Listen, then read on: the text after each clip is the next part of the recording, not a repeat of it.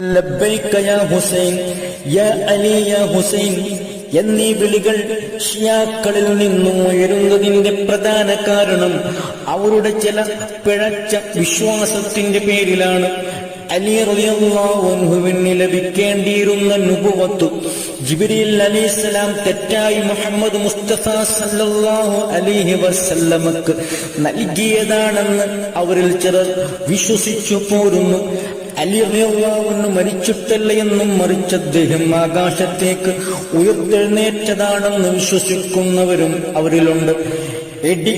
അലി റളിയല്ലാഹു അൻഹുവിന്റെ ഗർജനമാണെന്നും മിന്നൽ അദ്ദേഹത്തിന്റെ വാൾ ആകാശത്ത് വീശുന്നതാണെന്നും വിശ്വസിക്കുന്നവരും അവരിലുണ്ട്. അലി റളിയല്ലാഹു അൻഹുവിന് ലഭിക്കേണ്ടിയിരുന്ന ഒന്നാം ഖലീഫ സ്ഥാനം അബൂബക്കർ റളിയല്ലാഹു അൻഹുവും ഉമർ ഇബ്നു ഖത്താബ് റളിയല്ലാഹു അൻഹുവും ഉസ്മാൻ ഇബ്നു അഫ്ഫാൻ റളിയല്ലാഹു അൻഹുവും ചേർന്നുകൊണ്ട് ഗൂഢാലോചന നടത്തി തട്ടിയെടുത്തതാണെന്ന് വിശ്വസിക്കുന്നവരാണ്. ഷിയഅത്തു അലി എന്ന പേരിൽ ഒരു പ്രസ്ഥാനം ഉണ്ടാക്കിയവർ മേൽപ്പറഞ്ഞ മൂന്ന് മഹത്തുക്കളുടെ പേരിലും അവർ ലഅനത്ത് ചൊല്ലുകയും ചെയ്യുന്നുണ്ട്. ഇവരിൽ നിന്നും പൂർണ്ണമായി വിട്ടുനിൽക്കൽ ഓരോ മുസ്ലിമിന്റെയും ബാധ്യതയാകുന്നു. ഇത്തരം ഷിയാക്കൾ മുസ്ലിം ലോകത്തേക്ക് പടർത്തിവിട്ട അനാചാരങ്ങളാണ് ഇന്നും മുസ്ലിം ലോകം നേരിടുന്ന ഏറ്റവും വലിയ പ്രതിസന്ധി. ഖബർ കെട്ടിപ്പൊക്കലും അതുമായി ബന്ധപ്പെട്ട മറ്റാചാരങ്ങളും വഴി മുസ്ലിമീങ്ങളിൽ പലരും ഇന്ന് നരകത്തിന്റെ വക്കിലാണ്.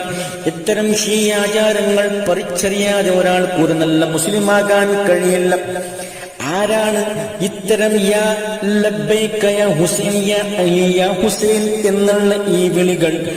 യാ അബ്ദുൽ ഖാദിർ, യാ അബ്ദുൽ ഖാദിറുൽ ജീലാനി, യാ അഹ്മദുൽ കബീർ റിഫായി എന്ന രൂപത്തിൽ റാത്തീബ് എന്ന പേരിലും അതുപോലെ മാല മൗലൂദുകൾ എന്ന പേരിലും നമ്മുടെ നാട്ടിലേക്കും പടർത്തിവിട്ടത് ആരാണെന്ന് നാം കൃത്യമായി ചിന്തിച്ചു പഠിച്ചു മനസ്സിലാക്കേണ്ടിയിരിക്കുന്നു.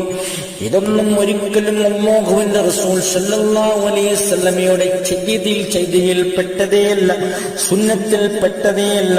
അതൊക്കെ വർജിക്കൽ ഒരു മുസ്ലിമിനെ സംബന്ധിച്ചിടത്തോളം നിർബന്ധ ബാധ്യതയാകുന്നു. ഒരിക്കലും അത്തരം കവിതകളോ പാട്ടുകളോ നേർച്ചയാക്കാൻ പാടില്ല. അത് ഹറാമായ നേർച്ചയാണ്, ഒരിക്കലും അത് വിടുകയില്ല. ഇതൊക്കെ മനസ്സിലാക്കിക്കൊണ്ട് സത്യത്തിന്റെ പാതയിൽ അടിയുറച്ചു നിൽക്കാതെ നമുക്കൊരിക്കലും പരലോക വിജയം നേടാൻ കഴിയില്ല.